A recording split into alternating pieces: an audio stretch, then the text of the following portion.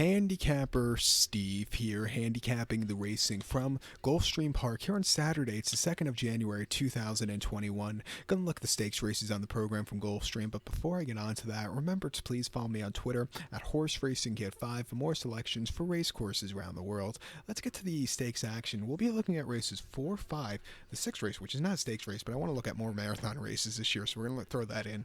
Races 7, 9, and 10, so races 4, 5, 6, 7, 9, 10. Let's get to it. The 4th race from Gulfstream Park. It is the Dania Beach Stakes per $75,000 race for 3-year-olds here. We have a field of 7 horses heading to the turf course. The distance of ground here of 1,600 meters or 1 lap on the Gulfstream Park turf course, which is 1 mile in circumference, 1,600 meters, 1 mile here. And I'll show the diagram. Just gives me a second to look down my notes. Just bear with me.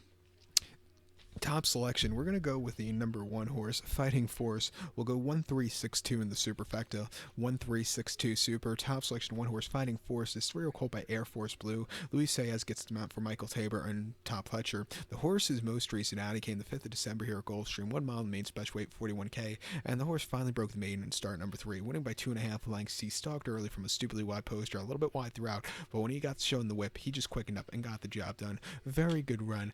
Coming here back to Gulfstream, where Top Fletcher is king, he should really run a good race back on turf again. 2 back, he got rained off the turf at Keeneland, a mile 16th, main special weight 70,000. He finished 3rd by 9 lengths there, and he just never really got going. I just don't think he was comfortable with the dirt. And then prior to that, in late September 2020 at Belmont, 6 furlongs inner turf course, main special weight 63,000. The horse finished 2nd by 3/4 length, didn't break that well, a little bit wide, but was closing up well late. I didn't think it was a half bad race. He's training well, 7-2. Let's use him here. To recap my selection for the 4th from Gulfstream, it's the Dania Beach. Let's take the 1 horse Fighting Force. We'll go 1-3-6-2 in the superfecta.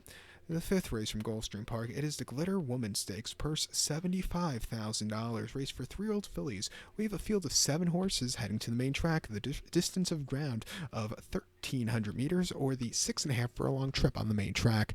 1,300 meters, 6.5 furlongs here in the Glitter Woman.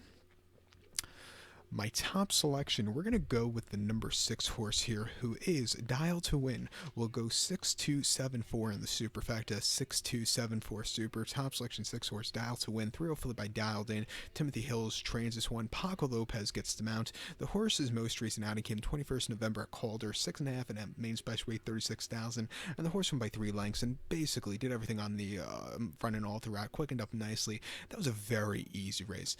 Facing winners in stakes quality horses shouldn't be a problem. It's not the world's toughest stakes race in the world. 2 back, throw out the race at Monmouth on the 4th of October on the turf, 1 mile, main special weight 46K. He finished 7th by 10 lengths. He was with him early on, but then he completely hit the wall. Don't think he appreciated the turf. Also, I just don't think he appreciated the routing trip there. And then prior to that, in his debut at Monmouth, 6 furlongs, main special weight 48,000. He finished 2nd by a half length. He was drawn stupidly wide that day. He was on the front end. He got caught late, just ran a little bit too fast. But again, I've seen a lot worse races. He's been getting better with every single race, training well at Calder. At 6-1, let's use him here. To recap my selections now for the 5th from Gulfstream, it's the Glitter Woman. Let's take the 6 horse, Dial to Win. We'll go 6-2-7-4 in the superfecta. The 6th race now from Gulfstream. Like I said, it's not a stakes race, but I like these marathon races, and in 2021 I just want to look at more of them, and hopefully they card more of them, because last year there wasn't an abundance of these races, but because basically we had no racing between February and June, if you think about it, but hopefully everything goes safe this year. But the 6th race from Gulfstream Park, it's a starter allowance race, purse $32,000, race for 4-year-olds and upwards, never started for a claim price $25,000 or less since January the 1st of 2019. We have a field here of 9 horses going to the Gulfstream Park turf course, the distance of ground of 2,400 meters, or the distance of ground of 1.5 miles on the Gulfstream Park lawn, the turf course. Rails at 12 feet, so it's the inner portion of the turf course. 2,400 meters, 1.5 miles. My top selection here, we're going to go take the number 2 horse, There Goes JoJo. We'll go 2-8-6-5 in the superfecta, 2-8-6-5 super. Top selection of 2 horse, There Goes JoJo, 6-year-old Gillen by English Channel. Luis Saez gets the mount for Michael DePaulo. The horse's most recent outing came the 8th of October at Woodbine, mile 5/8, an optional 40 claimer. And the horse won by 3.5 lengths and didn't break that well, but after that was stalked, got the lead, quickened up nicely. got the job done. Coming here to Gulfstream for the third time, first time in quite a while, I think he could really run a good race, and I think, with his most recent workout patterns, I think he could stay the trip well. Two back, he ran at Woodbine, a mile and a half, 29th of October on the EP Taylor lawn in optional 40 claimer. He won by 3 lengths. Again, he sat back early that day, but when he got the lead, he just kept going and held on to a very nice victory. And then the first of August at Woodbine, mile 3 on the EP Taylor in optional 40. He finished second by 2 3/4 lengths, was drawn stupidly wide, had a horrible beginning, was stupidly wide, but for him to get second that day, after all said and done, was quite impressive there. And then first off the bench on the 12th of July at Woodbine, mile 8 on the Tapeta in option 62. He finished 5th by 4 lengths, needed the race there, never really had a good run, but he's proven he loves the marathon trip. He's going to get it today. He gets it closer, which you need to do on these marathon races. At 3-1, he's a very likely winner. I think our second likeliest winner here is the 8-horse Good Old Boy. He's come to the trip for the first time, but his races in New York haven't been half bad. His races on this turf course haven't been half bad either, and Mike Maker has been having an incredible meet so far. So to recap my selection for the 6 from Gulfstream, let's take the 2-horse, There Goes JoJo. We'll also give kudos to the 8-horse Good Old Boy. We'll go 2-8, 6-5 in the superfecta, 2-8 in the multi-race. This 7th race now from Gulfstream, it is the Limehouse Stakes, purse $75,000, race for 3-year-olds here. We have a field of 8 horses heading to the main track, the distance of ground of 1,200 meters, or the distance of ground of 6 furlongs on the main track. 1,200 meters, 6 furlongs, main track. My top selection, we're going to go take the number 6 horse here, who is Runaway Magic. We'll go, where are we? We'll go 6-5-2-8 in the superfecta, 6-5-2-8 super. Top selection, 6 horse, Runaway Magic. This 3-year-old colt by Run Happy. Julien Leperoux gets the mount for George Arnold. The horse's most recent outing came the 28th of November at Churchill. 7 furlongs, main special weight 88,000, and the horse won by 3 3/4 lengths, stupidly wide, sat back early, but had a great final quarter, and then he just put on a show. It was a very good run. Stakes quality horses, training well Palm Beach. I think he has a very live chance of winning. 2 back at Churchill, 25th of October, 7 furlongs, main special weight 87,000. He finished 3rd by 1 3/4 lengths and sat back early. He wanted to go, but Julien wasn't letting him go. He closed up well late. I didn't think it was a half bad effort. And then before that, 7 at Churchill, main special weight 75K. He finished 7th by 15 3/4 lengths. Didn't break that well. Wanted to go. Julien didn't want to let him go again that day, and I think that cost him. But with every single race, he's been getting better and better. Shouldn't suit up well with these horses. At 7-2, let's take him. To recap my selection now for the 7th from Gulfstream, it's the Limehouse. Let's take the 6-horse Runaway Magic. We'll go 6-5-2-8 in the superfecta. We'll head over to race number 9 now from Gulfstream Park, which is the Ginger Brew Stakes, per $75,000, race for 3-year-old fillies. We have 9 horses heading to the turf course. The distance of ground is 1,600 meters, or the 1 mile trip on the Gulfstream Park turf course. 1,600 meters, 1 mile here in the Ginger Brew. Portable rails for this race are up at 12 feet, so it's the inner portion of the turf course. And I wish the racing form for past races, so you don't have to watch the replay for every single run sometimes.